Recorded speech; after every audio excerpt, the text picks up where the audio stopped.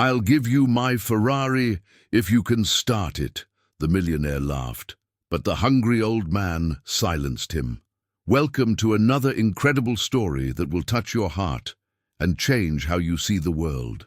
Today, you're about to witness an extraordinary tale of unexpected encounters, hidden talents, and life-changing moments.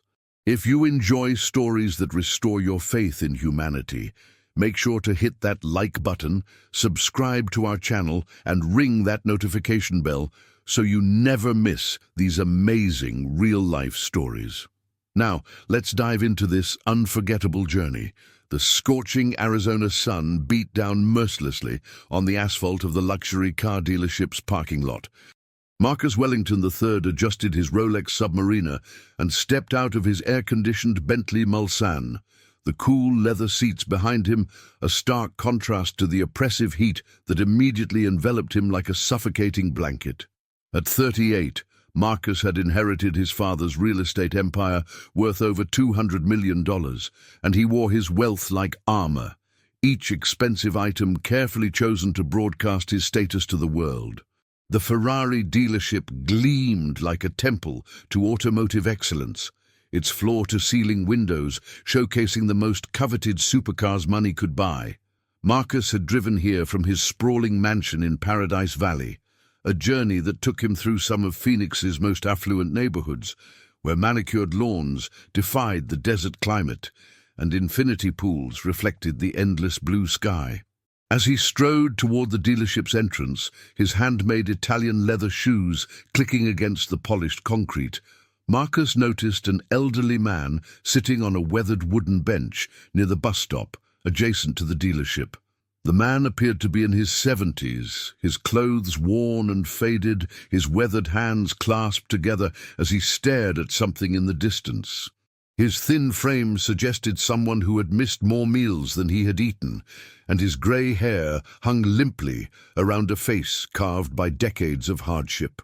Marcus barely glanced at the man as he pushed through the dealership's glass doors, the blast of air conditioning immediately cooling his skin.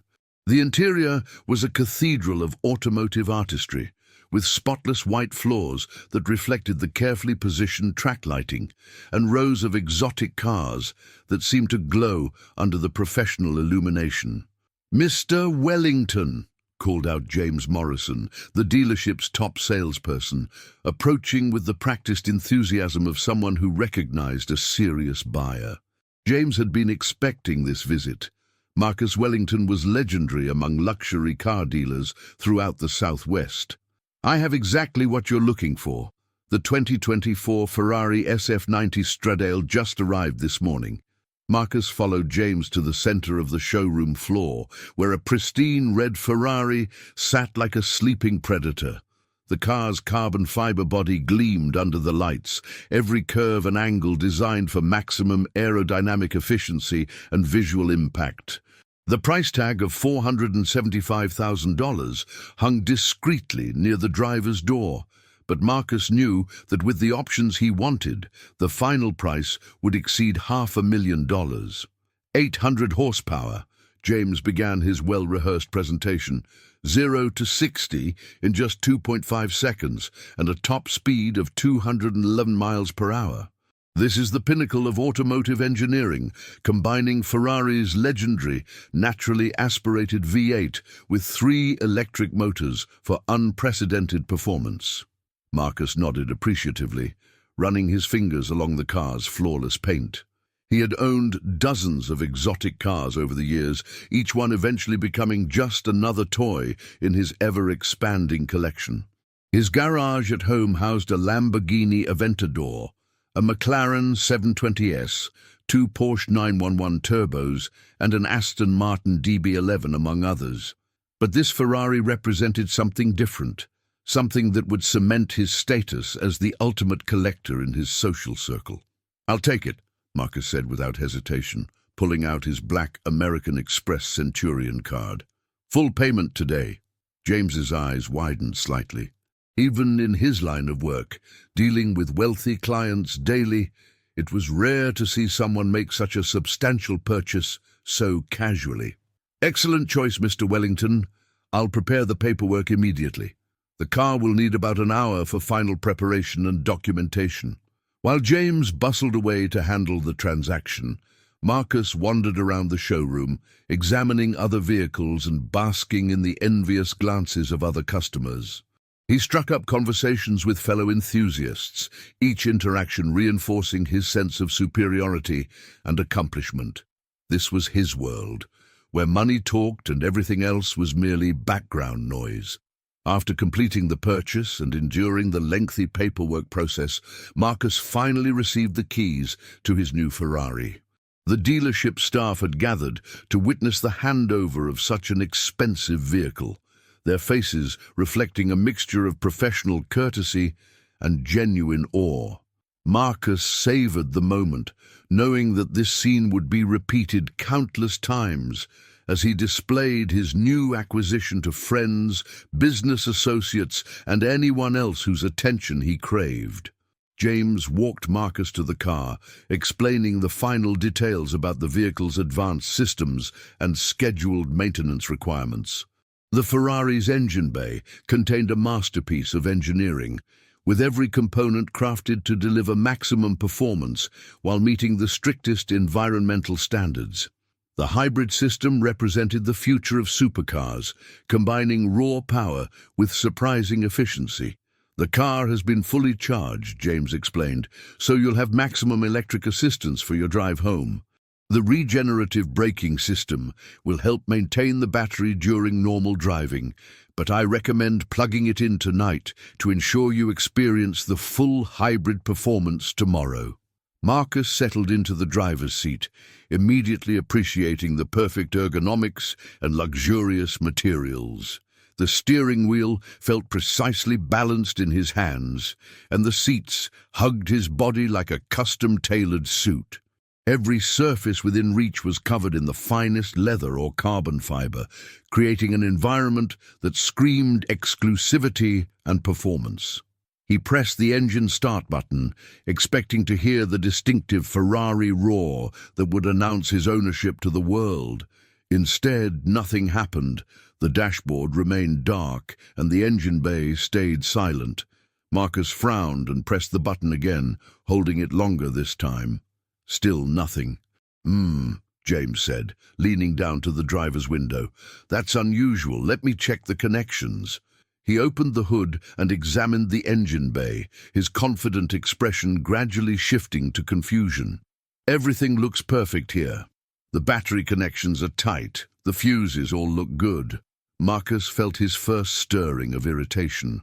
He had just spent over $500,000 on what was supposed to be the most reliable supercar in the world, and it wouldn't even start. "What exactly is the problem here?" he asked, his tone sharp with annoyance. "I'm not sure, Mr. Wellington," James replied, pulling out his phone. "Let me call our head technician. This is highly unusual for a brand new Ferrari. We've never had a starting problem with the SF90 model." As James made his call, Marcus sat in the motionless Ferrari, his embarrassment growing as other customers and dealership staff began to notice the situation. The sleek supercar, moments ago a symbol of his success and sophistication, had become a very expensive paperweight that refused to cooperate with his plans. The head technician arrived within minutes, a middle-aged man named Roberto, whose hands bore the calluses and stains of decades working with exotic automobiles. He had serviced Ferraris for over 25 years, having trained at the factory in Maranello before moving to the United States. His reputation for diagnosing even the most complex automotive problems was legendary among Phoenix's luxury car community. Roberto performed a thorough inspection of the vehicle, checking every electrical connection, testing the hybrid battery system, and running diagnostics through the car's sophisticated computer network. His expression grew increasingly puzzled as each test revealed that everything was functioning exactly as designed. "This is very strange," Roberto muttered, wiping sweat from his forehead despite the air conditioning. "All the systems show normal operation. The engine should start without any problem. I've never seen anything like this with the SF90 model." Marcus's patience was wearing thin. He had planned to drive his new Ferrari to dinner at the country club, where several business associates would be dining.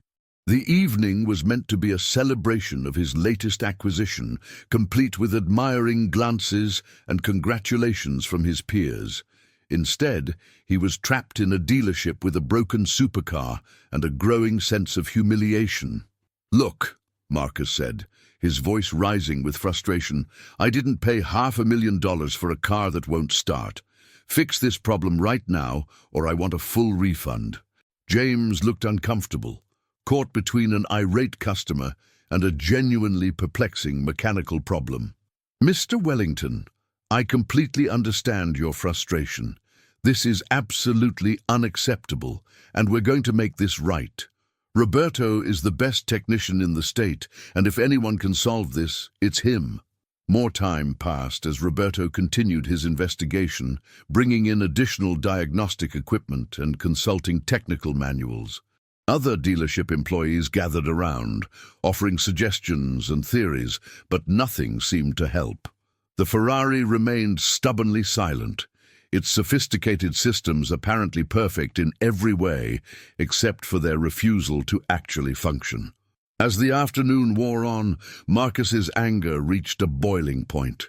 He had never experienced such a public display of mechanical failure, and his carefully cultivated image as a successful, commanding presence was being undermined by his association with a defective product. The longer he sat in the motionless Ferrari, the more his embarrassment transformed into rage. "This is ridiculous," Marcus shouted, attracting the attention of everyone in the dealership. "I've bought dozens of exotic cars, and I've never had anything like this happen. This is completely unacceptable." Roberto looked up from his diagnostic equipment, his face flushed with exertion and frustration.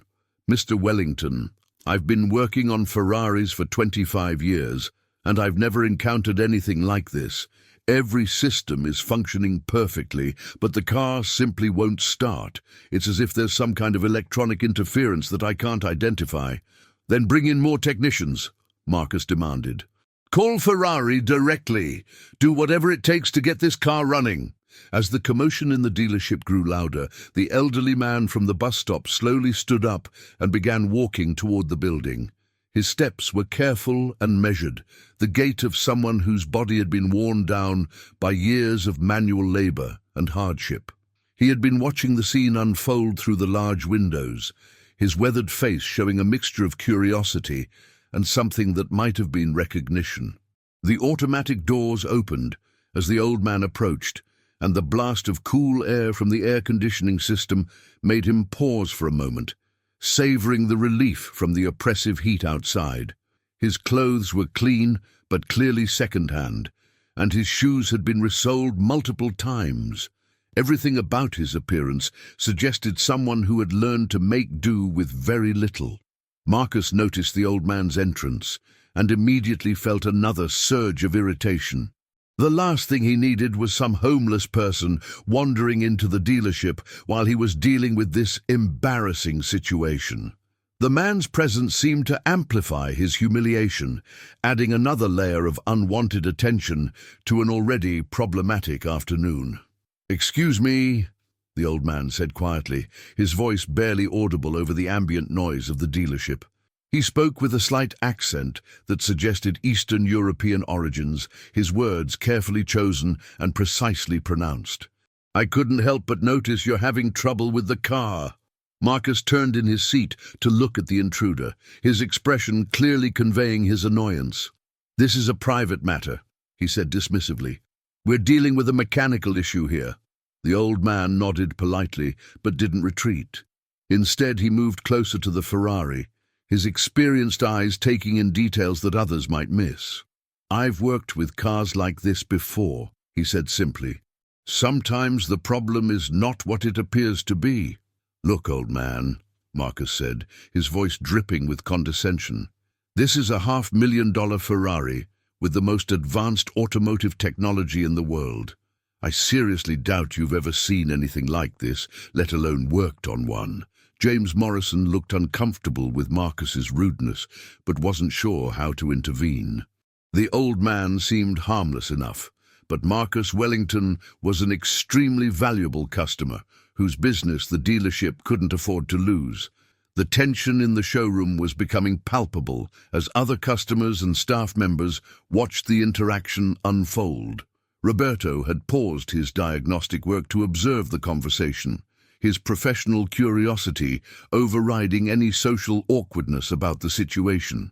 In his experience, sometimes solutions came from unexpected sources, and he had learned never to dismiss anyone who claimed automotive knowledge, regardless of their appearance. "I understand your skepticism," the old man replied calmly, his tone showing no offense at Marcus's dismissive attitude. "But I have been working with high-performance engines for more than 50 years. I learned from master mechanics in Germany and Italy before coming to America." Marcus let out a harsh laugh that echoed through the dealership. 50 years of working on cars, and you're sitting at a bus stop looking like you haven't eaten in days.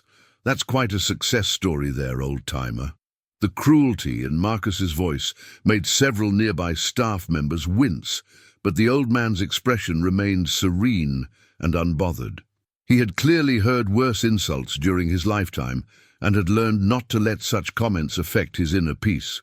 Instead, he continued to study the Ferrari with the focused attention of someone who genuinely understood automotive engineering. "Would you mind if I took a look?" the old man asked, directing his question more toward Roberto than toward Marcus. Sometimes a fresh perspective can reveal things that others might miss. Marcus exploded with indignation. "Absolutely not. I'm not letting some vagrant put his hands on my new Ferrari. This is insane." He turned to James with fire in his eyes. "Get this homeless person out of here before I call security." But Roberto held up a hand, his curiosity now fully engaged. Despite Marcus's protests, he found himself intrigued by the old man's calm confidence and specific knowledge of high-performance engines. "What kind of experience do you have with Ferrari engines?" he asked. The old man's eyes took on a distant quality, as if he were remembering something from long ago. "I was trained at Porsche in Stuttgart, then later worked for Ferrari in Maranello from 1978 to 1985. I helped develop some of the early turbocharged engines and worked on the Formula One program under Enzo Ferrari himself." This claim drew skeptical looks from everyone present, but there was something in the old man's manner that suggested he wasn't fabricating his credentials. He spoke about the automotive industry with the casual familiarity of someone who had lived through its evolution, mentioning specific technical details that only an insider would know. Marcus, however, was having none of it. "This is complete nonsense," he shouted. "If you worked for Ferrari, what are you doing sitting at a bus stop looking like a beggar? This is the most ridiculous story I've ever heard." The old man turned to look directly at Marcus, his eyes reflecting decades of accumulated wisdom and patience. "Life takes many unexpected turns," he said quietly. "Success and failure are often temporary conditions, not permanent states of being." "That's philosophical garbage," Marcus retorted. "In the real world, success comes from hard work and smart decisions. If you were really some kind of automotive genius, you wouldn't be sitting on that bench looking like you need a handout." The confrontation had drawn the attention of everyone in the dealership, creating an uncomfortable silence, broken only by the hum of air conditioning and the distant sound of traffic outside. The Ferrari sat motionless at the center of the drama, its sleek lines and perfect paint job a stark contrast to the human conflict playing out around it. James Morrison found himself in an impossible position, caught between his valuable customers' demands and a growing sense that dismissing the old man might be a mistake. Roberto, meanwhile, was studying both the car and the elderly stranger with equal intensity, his professional instincts telling him that there was more to this situation than met the eye. "Tell you what, old man," Marcus said suddenly, a cruel smile spreading across his face. "Since you claim to be such an expert with Ferrari engines, let me make you a deal. If you can get this car to start where the best technician in Arizona has failed, I'll give you the car. That's right, I'll give you my brand new $500,000 Ferrari. The suggestion drew gasps from the assembled crowd, and James Morrison looked like he might faint. "Mr. Wellington," he stammered, "surely you don't mean that literally. This is a very expensive automobile." Marcus waved off the concern with supreme confidence. "Oh, I absolutely mean it. This old faker claims to be some kind of Ferrari expert, so let's put it to the test. If he can start this car, it's his. But when he fails, which he will, I want him removed from this dealership, and I want a full refund on this defective vehicle." The old man looked at Marcus for a long moment, his weathered face showing no particular reaction to the outrageous proposal. "You would really give away such an expensive car based on whether or not I can start it?" he asked quietly. "Absolutely," Marcus declared, his voice booming with arrogant confidence. "Because I know it's impossible. The best Ferrari technician in the state can't start it, so there's no way some bus-stop vagrant is going to succeed where he failed. This is the easiest bet I've ever made." Roberto felt compelled to interject. "Mr. Wellington, I should point out that I haven't exhausted every diagnostic possibility. Sometimes these electronic systems require specific reset procedures that take time to execute properly." But Marcus was beyond listening to reason, intoxicated by his own certainty and the opportunity to humiliate someone he considered beneath his notice. "No, no, no, the deal is simple. The old man gets exactly one chance to start the car. If it starts, he keeps it. If it doesn't, he leaves and never comes back." The old man nodded slowly, his expression thoughtful rather than excited by the prospect of winning such an expensive prize. "And if I decline your offer?" he asked. "Then you prove that you're just another fraud looking for attention," Marcus replied. "Real experts don't back down from challenges, especially when the stakes are this high." Everyone in the dealership was now watching the confrontation with rapt attention. Several customers had pulled out their phones to record what was happening, sensing that they were witnessing something extraordinary. The tension in the air was almost electric as the old man considered the proposal. Finally, the elderly stranger nodded. "Very well," he said simply, "I accept your challenge, but I want everyone here to witness that you made this offer freely, without any coercion or deception." Marcus laughed triumphantly. "Oh, there are plenty of witnesses. Everyone here can testify that I offered to give this car away if you can start it, and they'll also witness your failure and humiliation." The old man walked slowly toward the Ferrari, his movements deliberate and careful. As he approached the vehicle, his demeanor seemed to change subtly, becoming more focused and professional. Roberto stepped aside to give him access, curiosity overcoming any territorial instincts about his workspace. "May I sit in the driver's seat?" the old man asked politely. "Go ahead," Marcus said with gleeful anticipation. "Make yourself comfortable in what will be the most expensive car you'll ever sit in, because it's the closest you'll ever come to owning one." The old man lowered himself into the Ferrari's driver's seat with surprising grace, his hands automatically finding the optimal position on the steering wheel.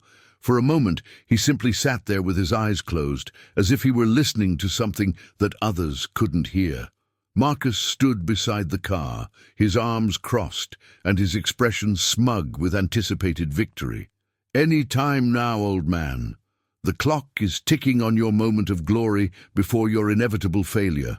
The old man opened his eyes and began examining the dashboard with the methodical attention of someone who understood every switch, button, and display. His fingers moved across the controls with surprising familiarity, as if he had intimate knowledge of the Ferrari systems. "Interesting," he murmured, more to himself than to the assembled crowd. "The hybrid system integration is more sophisticated than the early prototypes I worked on, but the fundamental principles remain the same." Roberto leaned closer, intrigued by the man's apparent knowledge of Ferrari's hybrid technology. "What do you mean by early prototypes?" he asked. The old man glanced up at him. "In the 1980s, we experimented with electric assistance for the Formula One engines. The technology was primitive compared to this, but the basic concept of combining electric motors with combustion engines was something Enzo Ferrari was very interested in exploring. This level of detailed knowledge was impressive, but Marcus remained unconvinced. "Enough with the history lesson," he said impatiently. "Either start the car or admit defeat." The old man nodded and placed his hands on the steering wheel in a specific position, his thumbs resting on particular areas of the wheel's surface. Then, instead of simply pressing the start button as Roberto had done repeatedly, he performed a complex sequence of actions involving the paddle shifters, the driving mode selector, and several other controls. "What are you doing?" Roberto asked, fascinated by the precise choreography of the man's movements. "Each Ferrari has its own personality," the old man explained as he worked. "Sometimes they need to be approached with patience and understanding, not just brute force." Marcus rolled his eyes. "Cars don't have personalities, you senile old fool. They're machines, nothing more. Either they work or they don't." The old man completed his sequence of adjustments and paused for a moment, his hand hovering over the start button. "In my experience, the relationship between a driver and a high-performance car is much more complex than simple mechanical function. These machines are created by passionate artisans who pour their souls into every component." "Just press the damn button!" Marcus shouted, his patience completely exhausted. The old man smiled slightly and pressed the engine start button. For a moment nothing happened, just as it had during Roberto's many attempts. Marcus began to grin with triumph, preparing to savor his victory over the presumptuous stranger. But then, something extraordinary occurred. The Ferrari's dashboard began to glow with warm light, and the distinctive sound of the hybrid system activating filled the air. A moment later, the V8 engine burst to life with a thunderous roar that reverberated through the dealership, its exhaust note a perfect symphony of engineering excellence. The silence that followed was deafening. Marcus's face went completely white as he stared at his Ferrari, now running perfectly and purring with mechanical contentment. Roberto's mouth was hanging open in astonishment, and James Morrison looked like he might collapse from shock. The old man sat calmly in the driver's seat, his weathered hands still on the steering wheel as the engine settled into a smooth idle that spoke of perfect tuning and flawless operation. The car's various systems came online one by one, each indicator light confirming that every component was functioning exactly as designed. How did you—" Marcus stammered, his usual confidence completely evaporated. The old man turned off the engine and stepped out of the Ferrari with the same deliberate care he had shown when entering it. "As I mentioned, sometimes these cars require a specific approach.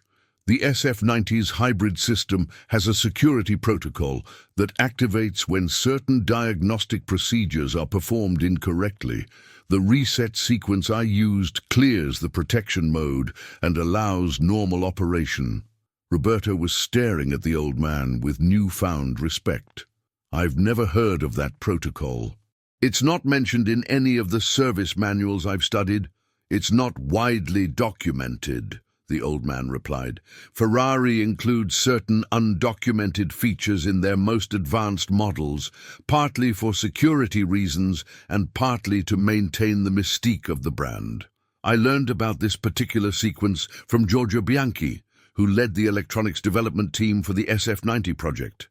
And the mention of specific names and technical details was impressive, but Marcus was still reeling from the implications of what had just occurred. He had just witnessed his expensive Ferrari start up under the hands of a man he had dismissed as a vagrant, and according to his own boastful challenge, he now owned a $500,000 car. Wait, Marcus said desperately, his voice cracking with panic. "That was just luck. Anyone could have stumbled onto the right sequence by accident. This doesn't prove anything about your supposed expertise." The old man regarded him with calm eyes. "You made a public challenge, and I accepted it. The car now runs perfectly, which was the condition you established. According to your own words, witnessed by everyone here, the Ferrari is mine." "This is insane!" Marcus shouted, his face flushing red with rage and humiliation. "I'm not giving away a $500,000 car to some homeless person. This is America, not some fairy tale where the underdog wins through magic." James Morrison stepped forward reluctantly, his loyalty to his customer warring with his professional integrity. "Mr. Wellington, you did make that offer in front of numerous witnesses. Several people were recording the conversation on their phones." Marcus looked around desperately, seeing the faces of the people who had witnessed his arrogant challenge and its unexpected outcome. The recordings on their phones represented undeniable proof of his public commitment, and his reputation in the community would be destroyed if he tried to back out of such a prominently made promise. "Look," Marcus said, his voice taking on a pleading tone, "I'll make you a better deal. I'll give you $50,000 cash, right now. That's more money than you've probably seen in your entire life. Take the money and forget about the car." The old man shook his head politely. "I appreciate the offer, but an agreement is an agreement. You challenged me to start the car, and I succeeded. The terms were clear and witnessed by many people." Marcus's panic was now visible to everyone in the dealership. The reality of his situation was sinking in. He had made an incredibly stupid bet based on his own arrogance and prejudice, and now he was facing the consequences. The Ferrari he had planned to show off to his friends would instead belong to a man he had attempted to humiliate. $100,000, Marcus said desperately. "I'll write you a check for $100,000 right now. That's enough money to change your entire life." "The agreement was for the car," the old man replied calmly. "Money was not part of the original challenge." Roberto was watching this exchange with fascination, still trying to process what he had witnessed. "Excuse me," he said to the old man, "but could you tell me more about your background with Ferrari? Your knowledge of the SF-90's systems is remarkable." The old man smiled slightly. "I worked at Ferrari from 1978 to 1985, primarily on engine development and racing applications. After that, I moved to the United States and worked for various automotive companies, including a brief stint with General Motors' Performance Division." "What happened after that?" Roberto asked, genuinely curious about how someone with such impressive credentials had ended up in apparent poverty. The old man's expression became more reflective.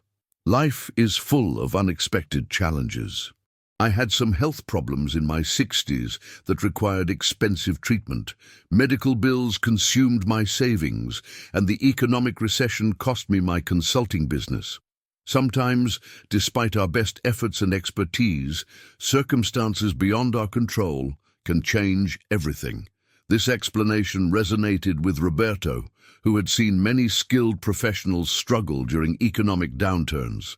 The automotive industry was particularly volatile, and even highly experienced technicians could find themselves unemployed when manufacturers downsized or moved operations overseas. Marcus, meanwhile, was growing increasingly desperate as he realized that his attempt to buy his way out of the situation was failing. $200,000, he shouted. "That's my final offer. $200,000 is more money than most people make in 5 years. The old man turned to face Marcus directly, his weathered face showing a mixture of sadness and disappointment. "Mr. Wellington, your money cannot undo the words you spoke or change the agreement you made. More importantly, your wealth has clearly not taught you the value of treating others with dignity and respect." "Don't you dare lecture me about respect," Marcus snarled. "I've earned everything I have through hard work and smart decisions.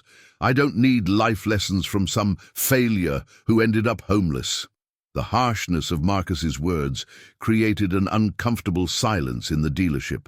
Several customers and staff members exchanged disapproving glances, clearly disturbed by the wealthy man's cruelty towards someone who had simply demonstrated remarkable skill and knowledge.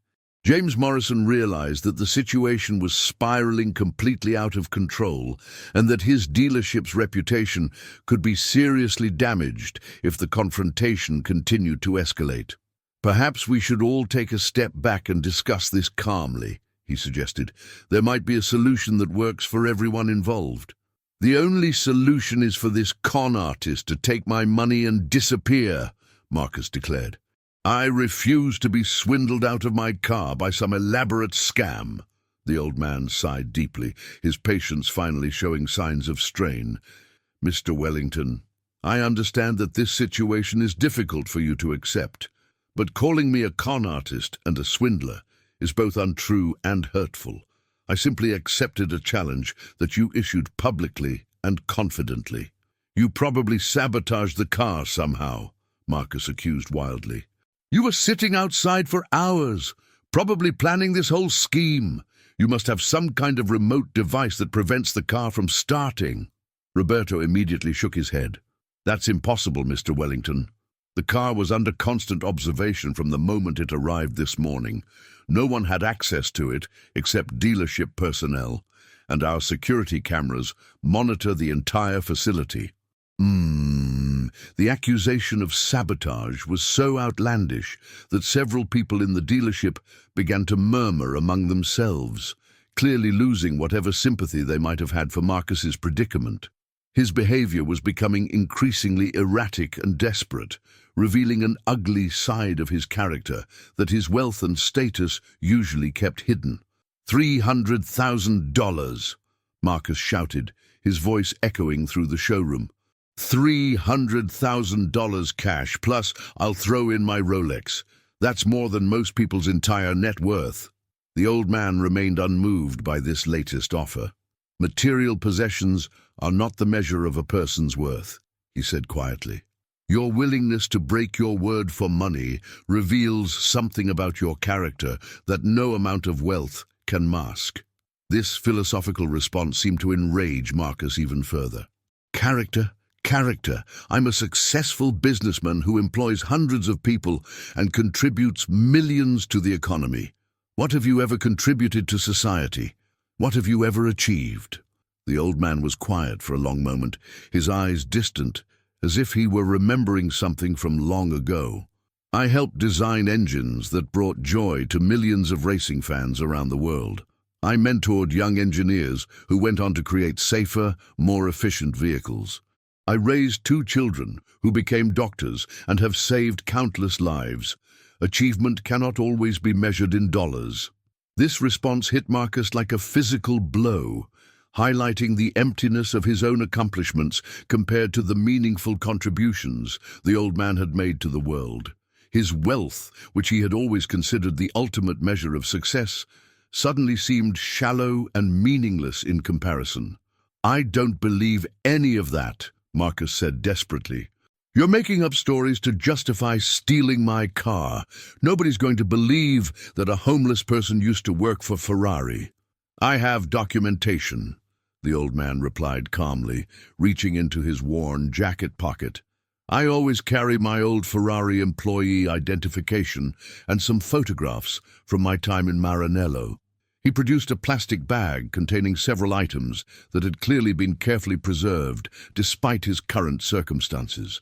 The first was a faded but authentic-looking Ferrari employee badge with his photograph and the name Stefan Novak. The second was a collection of photographs showing him working alongside other mechanics in what was unmistakably the Ferrari factory. Roberto examined the documents closely, his expression growing more amazed with each item. "These are definitely authentic," he said. "I recognize some of the people in these photographs from automotive magazines and documentaries about Ferrari's history." The evidence of Stefan's credentials was overwhelming, making Marcus's accusations of fraud look increasingly ridiculous. Several people in the dealership were now openly staring at Marcus with expressions of disgust, clearly disturbed by his treatment of a man who had demonstrated both exceptional skill and remarkable dignity under pressure. "I don't care what fake documents he's carrying," Marcus screamed, his voice becoming shrill with panic. "I'm not giving away my Ferrari. I'll sue everyone in this dealership if you try to enforce this ridiculous bet."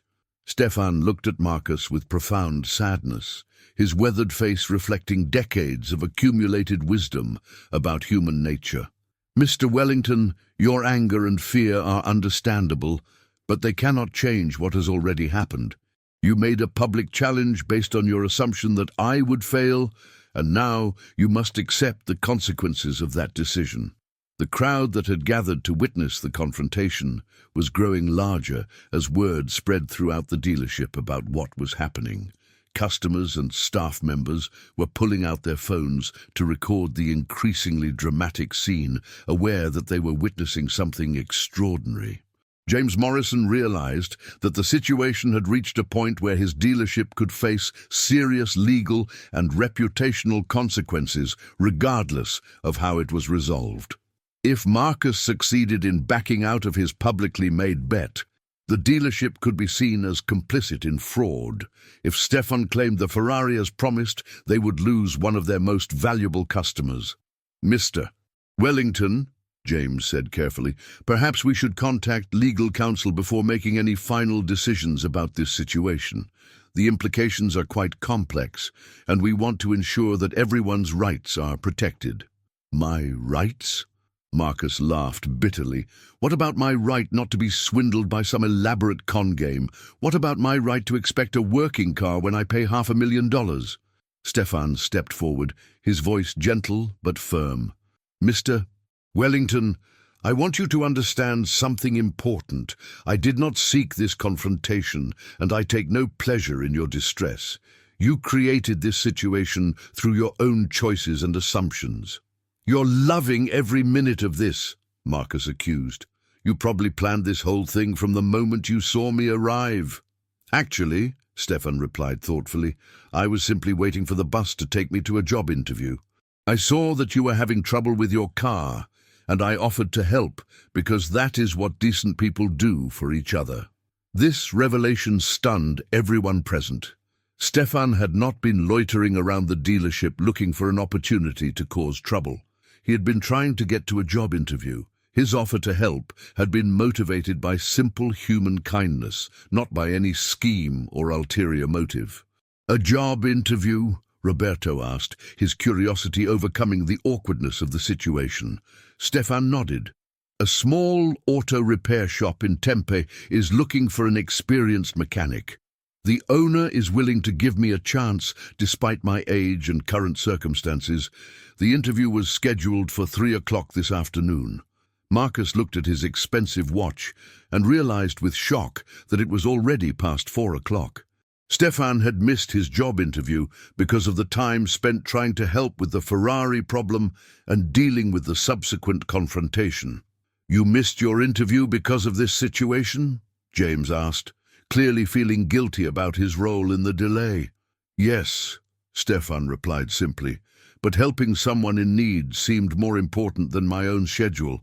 I thought that perhaps my experience could solve the problem and save everyone time and frustration. The moral weight of Stefan's sacrifice was not lost on anyone present. He had given up a potential job opportunity to help someone who had treated him with contempt and cruelty, asking for nothing in return except the basic dignity of being treated as a human being. Marcus felt a crushing weight of shame as he realized the full implications of Stefan's character compared to his own behavior. Here was a man who had lost everything yet still possessed the generosity of spirit to help a stranger, while Marcus, despite his enormous wealth and advantages, had responded with nothing but arrogance and cruelty.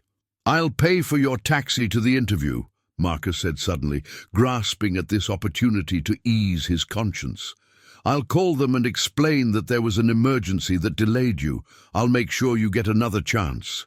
Stefan shook his head gently. "That's very kind of you, but the opportunity has passed. The owner was interviewing several candidates today, and I'm sure he has already made his decision." The finality of Stefan's lost opportunity hung heavy in the air, adding another layer of tragedy to an already complex situation. Marcus's thoughtless challenge had not only put his own Ferrari at risk, but had also cost Stefan a chance at employment and financial stability. "Look," Marcus said, his voice taking on a desperate pleading tone, "let me make this right. I'll give you a job. I have construction companies, property management firms, consulting businesses. I can find you something that pays well and uses your skills." "That's a generous offer," Stefan replied, "but it doesn't address the central issue. You made a public challenge, and I met that challenge successfully. The agreement stands regardless of any other considerations." Roberto was watching this exchange with growing admiration for Stefan's integrity and growing disappointment in Marcus's behavior. As a professional who took pride in his own skills and reputation, he found Stefan's combination of technical expertise and moral character deeply impressive. "Mr. Novak," Roberto said, using Stefan's surname for the first time, "I'd like to offer you a position here at the dealership. We could use someone with your level of Ferrari expertise, and I think you could teach our other technicians a great deal." This unexpected offer drew surprised looks from everyone present, including James Morrison, who realized that his head technician was making a staffing decision without authorization. However, given the extraordinary circumstances and Stefan's demonstrated abilities, he found himself nodding in agreement. "That's an excellent idea, Roberto," James said. "Mr. Novak, we would be honored to have someone of your caliber join our service team. Your knowledge of Ferrari systems is obviously exceptional, and your professionalism is exemplary." Stefan looked touched by these offers of employment, but his expression remained resolute. "I appreciate these generous proposals, but they don't change the fact that Mr. Wellington made a specific agreement regarding his Ferrari. A man's word should mean something, regardless of the circumstances." Marcus was now facing the complete collapse of his carefully constructed self-image. His wealth and status, which he had always believed made him superior to others, had been revealed as meaningless in the face of true character and integrity. The man he had attempted to humiliate had demonstrated qualities that all his money could never buy. $400,000! Marcus shouted in one final desperate attempt to avoid honoring his bet. $400,000 plus a job at any of my companies, plus full medical benefits. That's more money than you could earn in 10 years. Stefan looked at Marcus with something approaching pity. "Mr. Wellington, you still don't understand. This was never about money or jobs or medical benefits.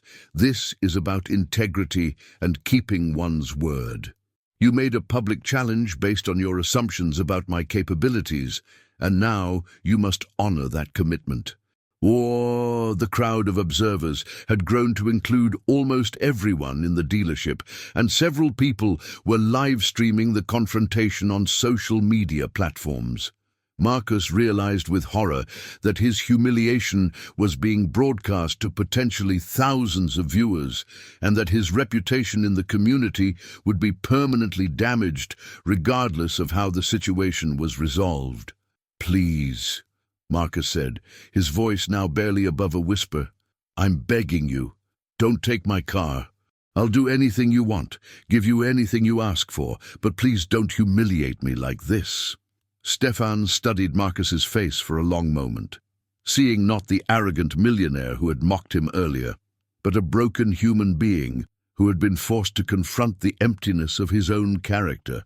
The older man's expression softened with genuine compassion. "Mr. Wellington," Stefan said gently, "I think you've learned something important today about the value of treating others with respect and dignity. Perhaps that lesson is worth more than any car, no matter how expensive." Marcus looked up hopefully, sensing a possible reprieve in Stefan's tone. "Does that mean you'll take the money instead of the car?" Stefan shook his head. "No. It means that I'm going to honor our agreement exactly as you proposed it. The Ferrari is mine, as witnessed by everyone here, but I want you to understand that I'm not taking it to hurt you or to prove any point about wealth and poverty." "Then why?" Marcus asked desperately. Stefan smiled sadly. "Because sometimes life presents us with opportunities to help others, and we must have the courage to accept those opportunities even when they come in unexpected forms. Your car will serve a purpose you never intended." Before Marcus could ask what he meant, Stefan turned to James Morrison. "I assume there are legal procedures for transferring ownership of the vehicle." James nodded reluctantly. Yes, we'll need to complete new registration paperwork and transfer the title. Given the unusual circumstances, I'll need to document exactly what happened for our records and insurance purposes. As James began gathering the necessary paperwork, Stefan turned to Roberto. Would you be willing to give me a brief tutorial on the SF-90's maintenance requirements?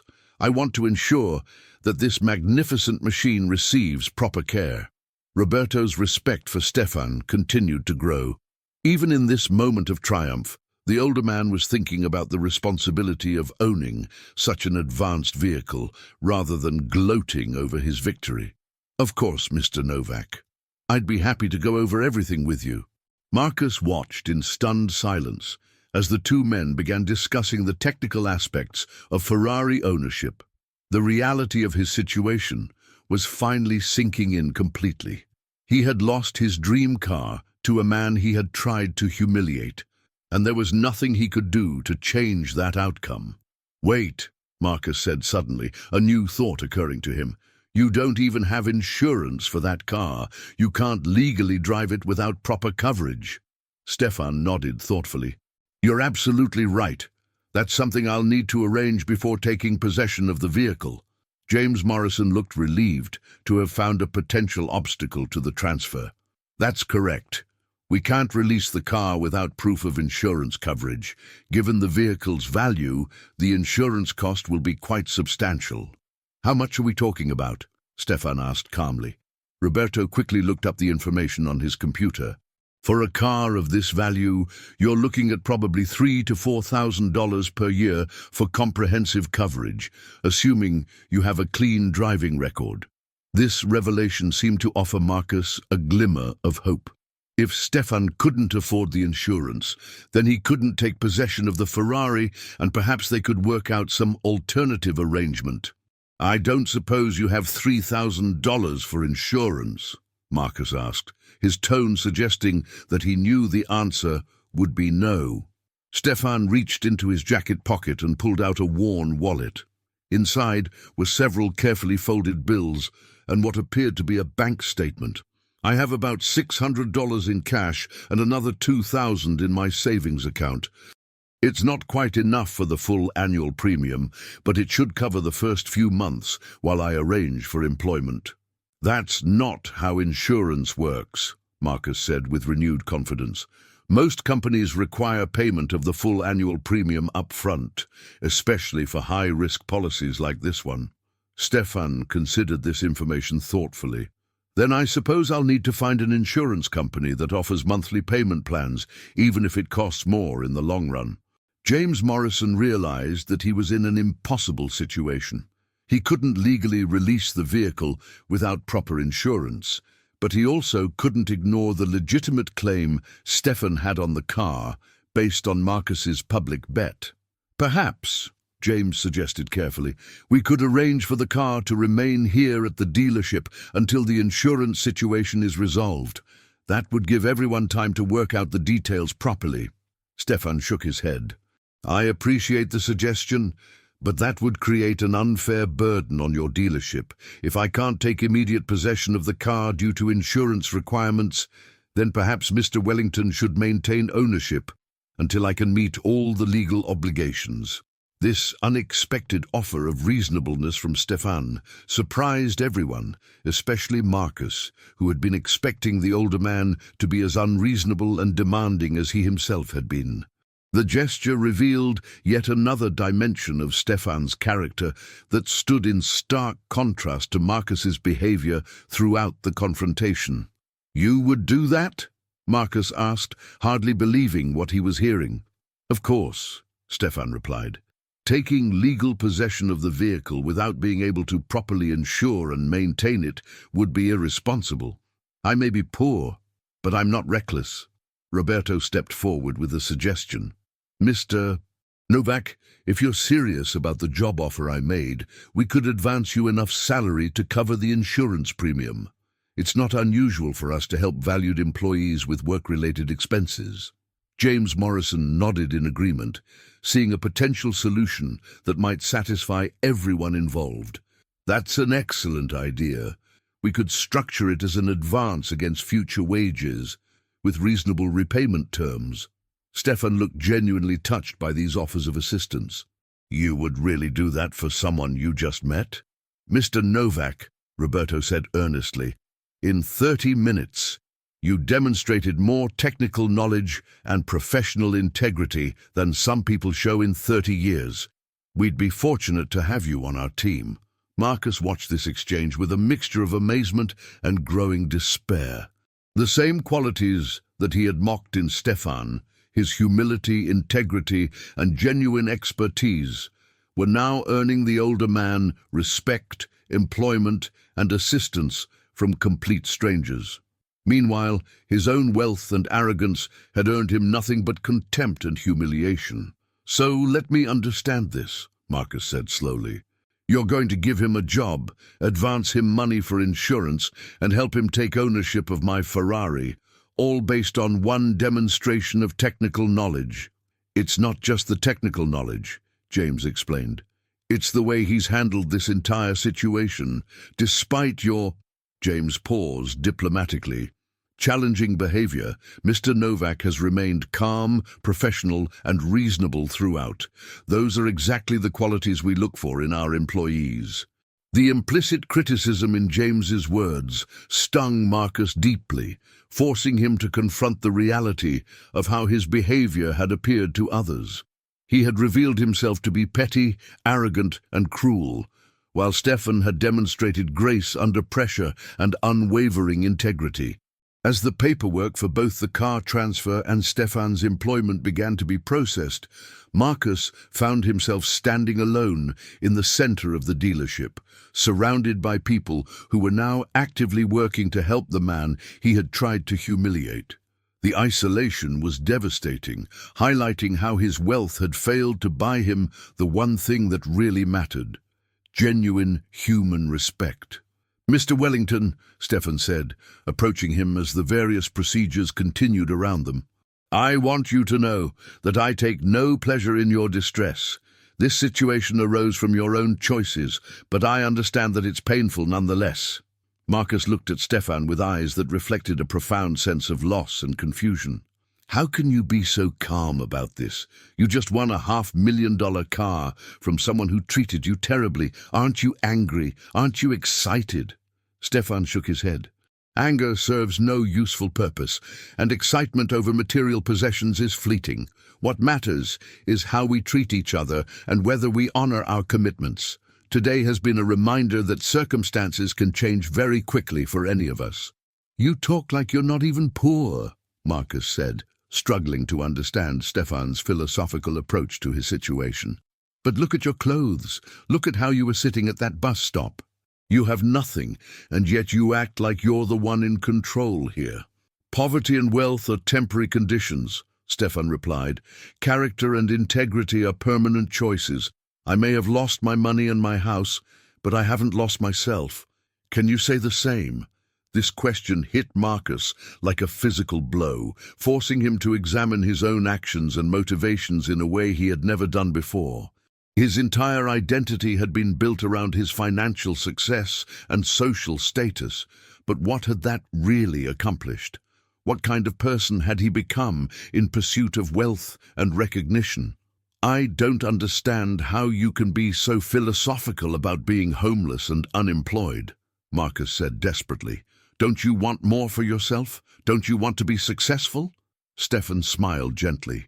I raised 2 children who became doctors and have dedicated their lives to helping others. I contributed to automotive innovations that brought joy to millions of people. I maintained my integrity through decades of challenges and setbacks. By what measure have I not been successful? The contrast between Stefan's definition of success and Marcus's was stark and illuminating. While Marcus had focused entirely on accumulating wealth and possessions, Stefan had created value for others and maintained his principles despite facing far greater hardships. As the afternoon wore on, the various arrangements for Stefan's employment and car ownership were finalized. Roberto had conducted an impromptu interview that confirmed Stefan's extensive knowledge of automotive systems, and James had approved an employment package that included not only a competitive salary, but also the insurance advance needed for the Ferrari. "Mr. Novak," James announced, "everything is ready for the final transfer. You'll start work on Monday morning, and your insurance coverage will be effective immediately. The car is legally yours." Stefan accepted the Ferrari's keys with the same quiet dignity he had shown throughout the entire confrontation. "Thank you for your patience and assistance with this unusual situation. I promise you won't regret giving me this opportunity." Marcus watched in stunned silence as Stefan prepared to leave in what had been his Ferrari just hours earlier. The reality of the situation was almost surreal. He had arrived at the dealership as a wealthy collector, adding another exotic car to his fleet, and was now watching a homeless man drive away in that same vehicle. "Wait," Marcus called out as Stefan approached the Ferrari. "I still don't understand something. If you're really as skilled as you claim, and if you've had such an impressive career, how did you end up with nothing?" Stefan paused at the driver's door, his hand on the handle. 10 years ago, my wife was diagnosed with a rare form of cancer. The treatments weren't covered by insurance, and I spent everything I had trying to save her. When she died, the medical bills had consumed our life savings, our retirement fund, and forced us to mortgage our home. The dealership fell silent as Stefan continued his story. "I was 68 years old, grieving and financially ruined. Age discrimination made it almost impossible to find employment in my field, and the economic recession eliminated most of the consulting opportunities I had relied on. I lost the house 2 years later and have been living in a small apartment, taking whatever work I could find." Marcus felt his knees go weak as the full impact of Stefan's story hit him. This wasn't a case of laziness, poor decisions, or lack of skill. It was a tragedy that could happen to anyone who faced catastrophic medical expenses and age discrimination. Stefan's current circumstances were the result of love, sacrifice, and economic forces beyond his control. "Your wife," Marcus began, then stopped, not knowing what to say. "Elena was a teacher," Stefan said softly. "She devoted her life to educating children, just as I devoted mine to engineering. We lived modestly but happily, never imagining that illness could destroy everything we had built together. But even knowing how it would end, I would make the same choice again. Some things are more important than money." The moral weight of Stefan's sacrifice was overwhelming.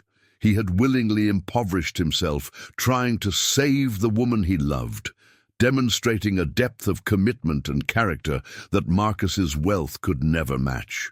The older man's current circumstances weren't a sign of failure. They were evidence of the greatest love and dedication imaginable. "I'm sorry," Marcus whispered, the words barely audible. "I'm so sorry for everything I said, for how I treated you, for all of it." Stefan nodded with understanding. "Apologies are meaningless without changed behavior, Mr. Wellington, but I believe people can learn and grow from their mistakes. Today might be the beginning of that process for you." As Stefan settled into the Ferrari's driver's seat, Marcus realized that he was witnessing something truly extraordinary. Despite losing everything, despite facing homelessness and hunger, despite being treated with contempt and cruelty, Stefan had maintained his dignity, integrity, and capacity for forgiveness. He was, in every meaningful sense, a far richer man than Marcus had ever been. The Ferrari's engine came to life with its distinctive roar, but now the sound carried a different meaning. It wasn't the announcement of wealth and status that Marcus had intended. It was the soundtrack to justice, redemption, and the triumph of character over circumstance. "Mr. Novak," Roberto called out as Stefan prepared to drive away. "Where are you planning to keep the car tonight? Do you have secure parking?" Stefan smiled at the question. "Actually, I was thinking of driving to the children's hospital downtown. My grandson is being treated there for leukemia, and I think seeing his grandfather arrive in a Ferrari might bring a little joy to his day." This revelation added yet another layer to Stefan's story. Not only was he dealing with his own poverty and homelessness, but he was also watching his grandson battle a life-threatening illness. The Ferrari wouldn't be used for showing off or ego gratification. It would be a source of comfort and happiness for a sick child. Marcus felt tears beginning to form in his eyes as he fully grasped the magnitude of Stefan's character and the smallness of his own. "Your grandson," he said, his voice choked with emotion. "7 years old," Stefan replied. "He's been undergoing chemotherapy for 6 months. The treatments are expensive, but fortunately the Children's Hospital has excellent financial assistance programs. Unlike when my wife was ill, we're not facing financial ruin this time." The contrast between Stefan's priorities and Marcus's was now complete and devastating. While Marcus had been obsessed with acquiring another expensive toy for his collection, Stefan had been focused on family, healing, and bringing joy to others despite his own suffering. "I want to help," Marcus said suddenly, his voice stronger now. "I want to help with your grandson's medical expenses, with your own situation, with anything you need." Stefan looked at him thoughtfully. "That's a generous offer, Mr. Wellington, but charity isn't what I need most. What I need is the opportunity to work, to contribute, to rebuild my life through my own efforts. The job at this dealership gives me that chance." "But surely there's something," Marcus began. "Actually," Stefan said with a slight smile, "there is one thing you could do. The Children's Hospital where my grandson is being treated always needs volunteers. People with resources and time who can help bring comfort to sick children and their families. Perhaps that would be a good way for you to use your advantages to help others." The suggestion was both simple and profound. Instead of trying to buy his way out of guilt with a large donation, Marcus could actually invest his time and energy in helping others. It would require him to engage with people as human beings rather than as objects of his charity or superiority. "I'll do it," Marcus said without hesitation. "I'll volunteer at the hospital. I'll do whatever they need." Stefan nodded approvingly. "That would be wonderful, Mr. Wellington. And perhaps in time you'll discover that helping others brings more satisfaction than any material possession ever could." As Stefan drove away in the Ferrari, his departure marked the end of one of the most extraordinary afternoons in the dealership's history. Marcus stood watching until the red supercar disappeared into traffic, carrying with it not just his former possession, but also his assumptions about wealth, success, and human worth. James Morrison approached Marcus carefully, aware that his customer was in a state of emotional shock. "Mr. Wellington, is there anything we can do for you? Perhaps you'd like to look at other vehicles?" Marcus shook his head slowly. "No, James. I think I need to go home and think about some things. This day has been—" He paused, searching for words. "Educational." As Marcus walked toward his Bentley, several people in the dealership watched him, with expressions ranging from sympathy to continued disapproval. His behavior during the confrontation had been witnessed by many and recorded by others, ensuring that the story would spread throughout their social circles. But as Marcus drove home through the Phoenix traffic, he found himself thinking not about his reputation or his humiliation, but about Stefan's story and the profound lessons it contained. For the first time in his adult life, he was questioning the values and priorities that had guided his decisions. The next morning, Marcus woke early and found himself doing something he hadn't done in years, researching volunteer opportunities at Phoenix Children's Hospital. The website described various programs where community members could contribute their time and energy to support young patients and their families. That afternoon, Marcus found himself in the hospital's volunteer coordinator's office, filling out applications and undergoing the background checks and training required for all volunteers. The process was humbling. His wealth and status meant nothing here, where the only currency that mattered was genuine compassion and commitment to helping others. During his first week as a volunteer, Marcus met children and families facing challenges that dwarfed any problems he had ever experienced. He saw parents who had sacrificed everything for their children's medical care, kids who faced each day with courage despite painful treatments, and medical staff who dedicated their lives to healing and comfort. On his third day at the hospital, Marcus was reading to a group of young patients when he noticed a familiar figure in the hallway. Stefan was walking with a small boy whose appearance clearly showed the effects of chemotherapy treatment. The child was thin and pale, but his face lit up with pure joy when he saw his grandfather. Marcus watched through the reading room's window as Stefan knelt down to embrace his grandson, their obvious love for each other creating a scene of profound beauty despite the hospital setting.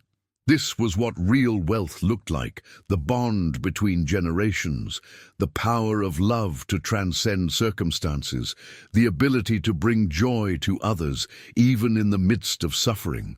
Later that afternoon, Marcus encountered Stefan in the hospital cafeteria. The older man was sharing a simple meal with his grandson, their conversation animated despite the clinical surroundings. Marcus approached their table hesitantly, unsure of his welcome. "Mr. Wellington," Stefan said, looking up with genuine surprise. "What brings you to the hospital?" "I took your suggestion about volunteering," Marcus replied. "I've been reading to the children and helping with some of their activities." Stefan's face broke into a warm smile. "That's wonderful. I'm sure the kids appreciate having someone take time to be with them." He gestured to his grandson. "David, this is Mr. Wellington, a friend of mine." David looked up at Marcus with the direct, unguarded gaze that only children possess. "Hi," he said simply. "Grandpa told me about your Ferrari. He said it's really fast." Marcus felt a complex mix of emotions as he looked at this brave little boy who was facing such enormous challenges with apparent equanimity. "Your grandfather is taking very good care of it," he said. "Maybe someday, when you're feeling better, he can take you for a ride." David's eyes widened with excitement. "Really? That would be so cool. I've never been in a Ferrari before." Stefan reached over to ruffle his grandson's hair affectionately. "We'll see, David. First, you need to finish your treatments and get strong again." As Marcus continued his volunteer work over the following weeks, he began to understand what Stefan had meant about finding purpose through service to others. The children he read to and played games with gave him something that all his wealth had never provided, a sense of meaningful contribution to the world. He also began to see Stefan regularly at the hospital, always focused entirely on his grandson's needs and comfort. The older man had indeed kept the Ferrari, but he used it primarily for hospital visits and the occasional trip to bring joy to sick children who were thrilled to see such an exotic car. One evening, as Marcus was leaving the hospital after a particularly long volunteer session, he found Stefan sitting in the Ferrari in the parking garage. The older man looked tired, and Marcus could see the strain that months of worry about his grandson were taking on him. "How is David doing?" Marcus asked, approaching the car. Stefan looked up, his face showing both exhaustion and hope. "Better, actually. The doctors are cautiously optimistic about his response to the latest treatment protocol. We should know more in a few weeks." Marcus nodded, feeling genuine concern for a child he had come to know through his volunteer work. "Is there anything I can do to help? Anything you need?" Stefan considered the question seriously. "Actually, there is something. David's birthday is next month, and he's been hoping for a small party with some of his friends from the hospital. Nothing elaborate, just cake and some games. But I'm not sure how to organize something like that." "I'd be honored to help," Marcus said immediately. "We could have it at my house if you think that would be appropriate. I have a large backyard with a pool, and we could make it really special for him and his friends." Stefan's face showed genuine gratitude. "That's incredibly generous, Mr. Wellington. David would be thrilled. Most of these children don't get many opportunities for normal childhood experiences." As they planned David's birthday party over the following weeks, Marcus found himself working more closely with Stefan and learning even more about the older man's character and wisdom. Stefan's approach to every decision was guided by what would be best for the children and their families, never by his own convenience or preferences. The party itself was a revelation for Marcus. His mansion, which had always been a symbol of his success and status, was transformed into a place of genuine joy and laughter. Children who were fighting serious illnesses played games, splashed in the pool, and experienced moments of pure happiness that transcended their medical challenges. Marcus watched Stefan throughout the afternoon, seeing how the older man interacted with each child and parent, remembering their names, their specific situations, and their individual needs. This was leadership and influence of the highest order, based not on wealth or authority, but on genuine care and concern for others. As the party wound down and families began to leave, David approached Marcus with a handmade card. "Thank you for the party," he said solemnly. "It was the best birthday ever." Marcus knelt down to David's level, feeling tears threatening to form. "You're very welcome, David. I hope you have many more happy birthdays ahead of you." After all the guests had gone home, Marcus and Stefan sat by the pool in the gathering dusk, reflecting on the afternoon's success. The Ferrari was parked in Marcus's driveway, its red paint glowing in the golden light of the Arizona sunset. "You know," Marcus said quietly, "I used to think that car represented everything I wanted from life. Speed, power, status, recognition. But watching you use it to bring joy to those children, seeing how little material possessions matter when people are facing real challenges, it's changed my perspective on a lot of things." Stefan nodded thoughtfully. "Objects are just tools, Mr. Wellington. Their value comes from how we use them to serve others. That Ferrari could have been nothing more than an expensive toy, or it could be something that brings comfort and happiness to people who need it most." "You've turned it into something meaningful," Marcus replied. "You've turned everything in your life into something meaningful, despite facing challenges that would have destroyed most people." "We all face challenges," Stefan said. "The question is whether we let those challenges make us bitter and selfish, or whether we use them to develop compassion and strength. You've made that choice yourself over these past few months." Marcus reflected on how much his life had changed since that afternoon at the Ferrari dealership. His volunteer work at the hospital had become the most important part of his week, and his relationships with the children and families there had given him a sense of purpose he had never experienced before. "I've been thinking about making some changes," Marcus said, "selling some of my cars, maybe downsizing the house, using the money to establish a foundation that supports families dealing with pediatric medical expenses." Stefan looked at him with approval. "That sounds like a wonderful idea. But make sure you're doing it for the right reasons, not just to ease your conscience about what happened between us." "It's not about conscience," Marcus replied honestly. "It's about finally understanding what actually matters in life. You taught me that, Stefan, not through lectures or sermons, but through your example." Over the following months, Marcus did indeed establish a foundation focused on supporting families with children facing serious medical conditions. He downsized his lifestyle significantly, keeping only what he needed for a comfortable life while directing most of his resources toward helping others. Stefan continued working at the Ferrari dealership, where his expertise and integrity had made him invaluable to both customers and colleagues. He had moved into a modest apartment near the hospital, allowing him to spend more time with David during his ongoing treatment.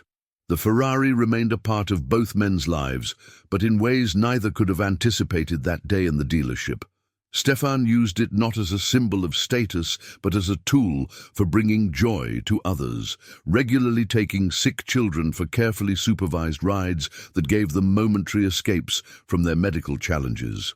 Marcus often joined these outings, having developed genuine friendships with many of the families through his volunteer work and foundation activities. The relationships he built through service to others proved far more rewarding than any of the superficial social connections his wealth had previously purchased. 1 year after their initial confrontation, Marcus and Stefan met at the hospital to celebrate David's successful completion of his cancer treatment. The little boy was healthy, energetic, and excited about returning to normal childhood activities. "You know," Marcus said, as they watched David play with other children in the hospital's recreation room, "I never thanked you properly for what you did that day at the dealership." Stefan looked puzzled. "Thank me for what? Taking your Ferrari?" "For showing me who I really was," Marcus replied, "and for giving me the chance to become someone better. That bet you accepted wasn't just about a car. It was about challenging me to examine my values and priorities." Stefan smiled. "We all need those moments of challenge and growth, Mr. Wellington. The question is whether we're brave enough to accept the lessons they offer." As they talked, the afternoon sun streamed through the hospital windows, illuminating the faces of children who had overcome tremendous challenges and families who had supported each other through the darkest of times. The Ferrari sat in the parking garage below, no longer a symbol of wealth and status, but a reminder that true value comes from how we use our resources to serve others. Marcus's transformation from an arrogant millionaire to a dedicated philanthropist and volunteer had been profound and lasting. His foundation had already helped dozens of families facing catastrophic medical expenses, and his personal involvement in the hospital had touched countless lives. Stefan's journey from homelessness back to stability had been equally remarkable, but what struck everyone who knew him was that his essential character had never changed. Whether living on the street or driving a Ferrari, he remained the same thoughtful, generous, and dignified man who valued relationships above possessions.